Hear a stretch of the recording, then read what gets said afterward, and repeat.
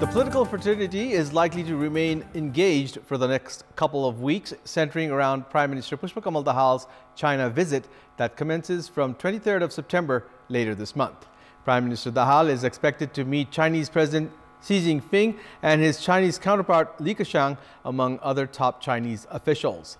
The Nepali side is currently busy finalizing agendas, while China is likely to extend Nepal's nod for the Global Security Initiative, a proposal recently floated by Chinese President Xi Jinping. Good evening, I'm Abhyuday Shrestha, and these are the headlines of the hour. Nepal's agendas in international forums lag behind in the absence of sound diplomacy. Experts call to emphasize national sovereignty. Criminal gangs found to reach out to leaders through their family members. Implementation of laws face challenge as leaders and their sons involved in recent scams. India puts the moon rover to sleep mode as the ISRO announces the moon mission accomplished. Rover to remain in space as India's lunar ambassador. And Nepal take on India in the much-anticipated Asia Cup clash tomorrow. Nepal gear up with hopes of improved performance. The balance in world power has been fast changing, with new equations emerging in the international and regional geopolitics. In recent time, the interest of power centers towards Nepal is ever increasing. However, in the face of lack of clear-cut foreign policies, Nepal has lagged behind in diplomatic circles. The new map released by China has failed to recognize Nepal's new administrative map released in the year 2020. This has raised massive concern in Nepal, citing the indifference on behalf of the northern neighbors. It has, however, come to the light that Nepal has not notified China and the United Nations about its new administrative and political map endorsed by the parliament in 2020. After releasing the map, Nepal did not proceed with diplomacy, which at this point has now backfired. Even as the KP Sharma Oli-led government in 2020 had formulated the foreign policy, the government has failed to hold a clear vision on diplomacy. At the same time, with parties failing to enforce a common stand, Nepal's agendas at international forums have also lagged behind. In the face of poor diplomacy, Nepal has not only become a playground of geopolitics, but there are numerous instances where the two Asian giants, India and China, have ignored the voice of Nepal. The investigations carried out in the three big criminal scams witnessed in the country in the past 5 months has revealed the involvement of political leaderships. The fake Bhutanese refugee scam, Lalita Niwas land scam of Balwatar, and the recent gold smuggling scandal have linked the names of high-profile leaders in the helm of the government. Some leaders have even involved their sons in these illegal activities. CPN Mama Center Vice Chairperson Krishna Bahadur Mahara's name has been linked to the recent 60-kilogram gold smuggling scandal. Investigation has revealed that Mahara and his son have close connection with the Chinese nationals, some of whom have been arrested on charges of their involvement in the gold scam. The Criminal Investigation Bureau CIB of Nepal Police has already arrested Mahara Jr. Rahul and started investigation. CPN UML Chairperson Vishnu Paudel's name has also been linked to the infamous Lalita Niwas land scam, which has been hitting the headlines for the past 4 years.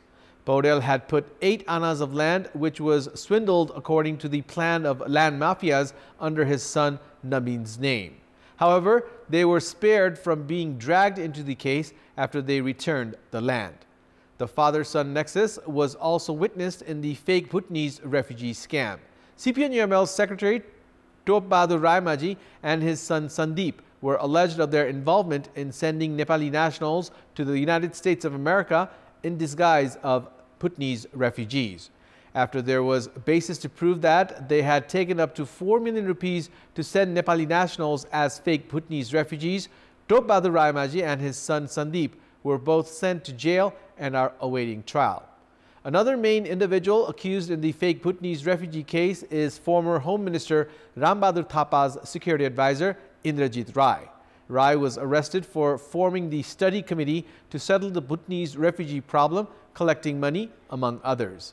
Rai's son Neeraj is also in the list of fugitives charged of organized crime.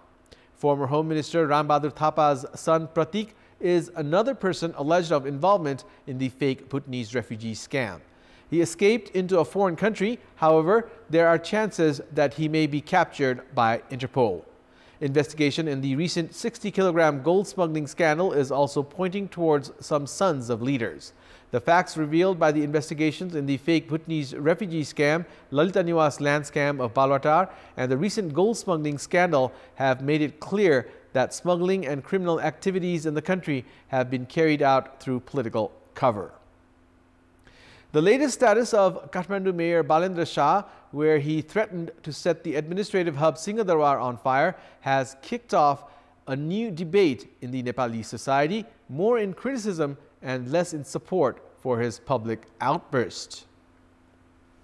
The Kathmandu metropolis mayor Balendra Shah posted a status on Facebook after a traffic police had stopped the vehicle that was carrying the spouse of Mayor Shah yesterday.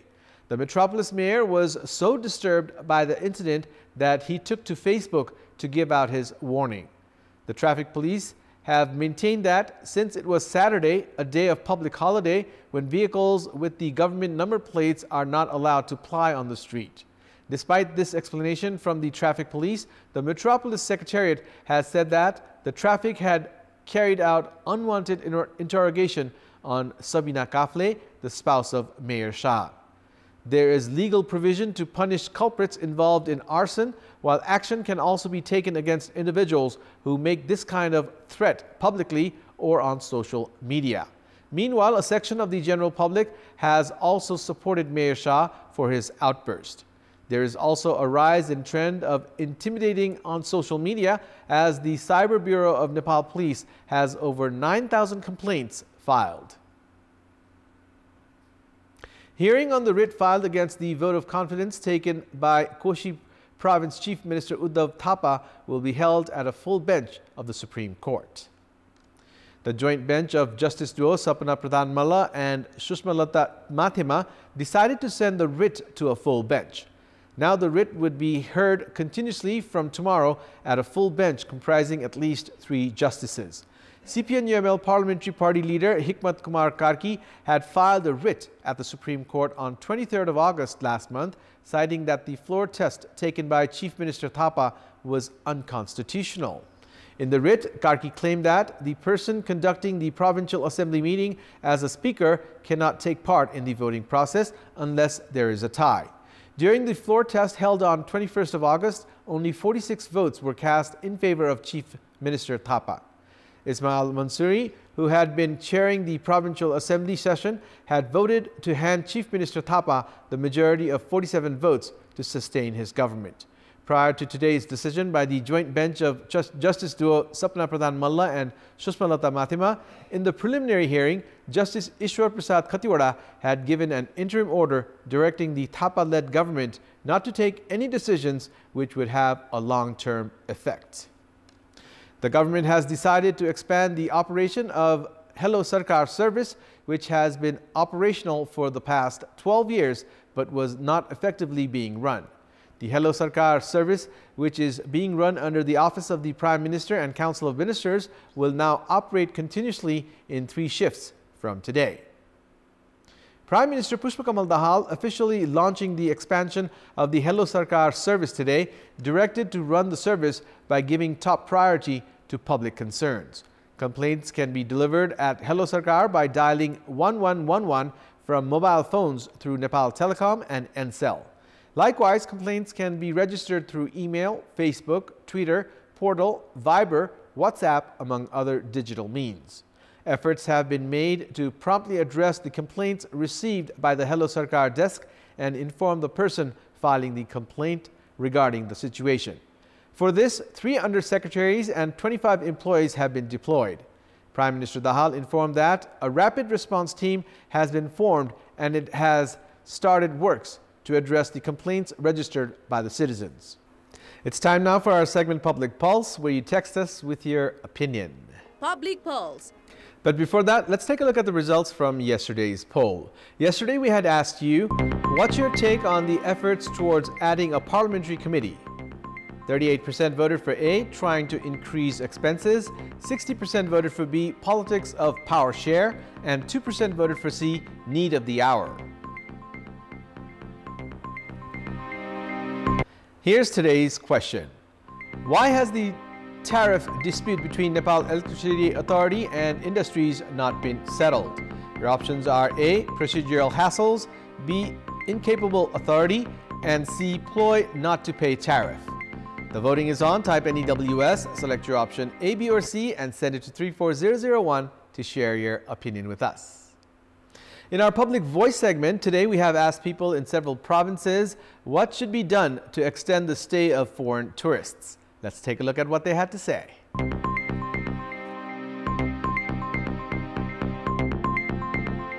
पर्यटकीय क्षेत्रमा पनि त्यही अनुसारको management हुनु पर्यो हिमालहरु तिनीहरुको चाहिँ हामीले संरक्षण चाहिँ गर्नु पर्यो पर्यटन व्यवसायीहरुले उनीहरुलाई दिने सुविधामा ध्यान दिनु पर्यो कला कल्चर विभिन्न किसिमका खेल देउडा र नाच गाना यस्ता किसिमका चाहिँ लोक संस्कृति झल्काउने किसिमका कार्यक्रमहरु सञ्चालन गर्नुपर्छ उहाँहरुलाई रेस्पेक्ट गर्ने काइन्डनेस देखाउने अब शिष्टता देखाउने त्यो गर्नुपर्छ स्थानीय एरिया घुमिसकेपछि आज कहाँ जानी भन्दा साइक्लिङ जानी भन्ने खालको एउटा दुईटा राम्रो खालका अट्र्याक्टिभ खालको चाहिँ प्याकेजहरु ल्यायो भने अवश्य पनि बसाउन सकिन्छ सरसफाइलाई चाहिँ ध्यान दिएर साइट सिनहरु हेर्दाखेरि पनि आहा भन्ने टाइपको हैन त्यो टाइपको बनाउनु पर्यो बढी भन्दा बढी चाहिँ होमस्टे गरेर एउटा स्टे गर्ने चाहिँ वातावरण बन्नेछ आफ्नो ठाउँहरुको फेस्टिभलहरुको खानाहरुको प्रचार गर्नुपर्छ सुरक्षाको हिसाबले उपयुक्त नमिलेर फर्केर जान्छन् र यो सरकारले कमसेकम पर्यटकलाई सुरक्षाको व्यवस्था मिलाइदिँदा यहाँ पर्यटकहरु बस्थ्यो स्थानीय सरकारदेखि लिएर केन्द्रीय सरकारसम्मले चाहिँ पर्यटक मैत्री नीति योजना कार्यक्रम चाहिँ कार्यान्वयनमा ल्याउन आवश्यक देखिन्छ बाटोघाटो सुरक्षित र राम्रो भयो भने उनीहरुको बसाइ यहाँ लामो हुन सक्छ उनीहरुको देशमा कस्तो किसिमको खाना खान्छ त्यो किसिमका खानाको परिकारहरुको सुविधा दिन पर्यो होटल लजहरु चाहिँ अलि राम्रो हुनु पर्यो उनीहरुलाई अब मान सत्कार अब राम्रो हुनु पर्यो घुम्ने ठाउँहरुलाई राम्रो बनाइदिनु पर्यो बाटोघाटो पनि राम्रो गराउनु पर्यो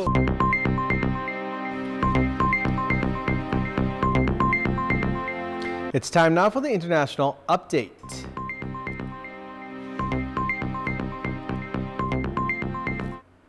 The Indian Space Research Organization ISRO said India switched off its moon rover, the first craft to reach the lunar South Pole after it completed its 2-week assignment conducting experiments. ISRO said the Pragyan rover from the Chandrayaan-3 spacecraft was set into sleep mode but with batteries charged and receiver on.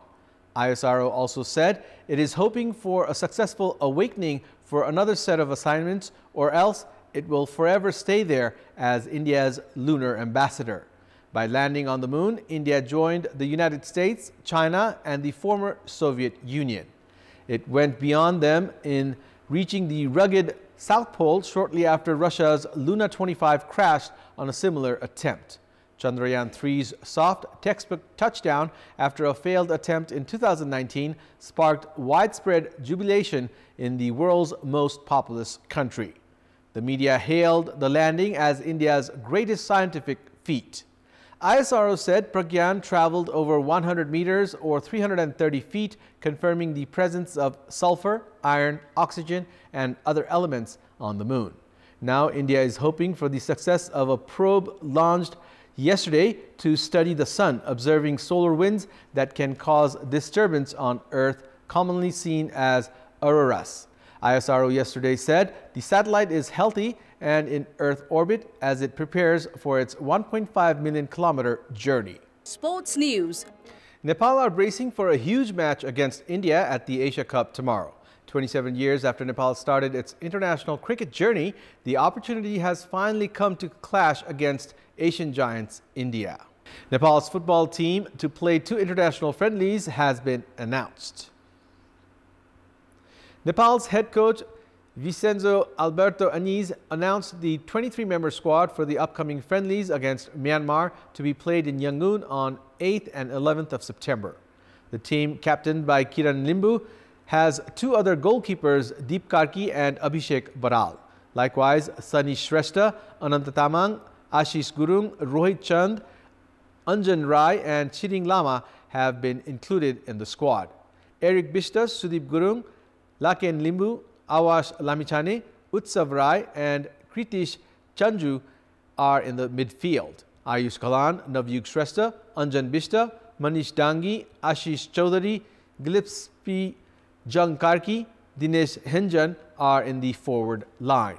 Nepal are currently preparing for the FIFA World Cup 2026 qualifiers. Nepal take on Laos on 12th of October at home, while the second leg away match against Laos is slated for 17th of October. A win against Laos will put Nepal in the second round, where they will play against the winner of Bahrain, UAE, Yemen and Sri Lanka. That's all for the moment. Thank you for watching. Good night.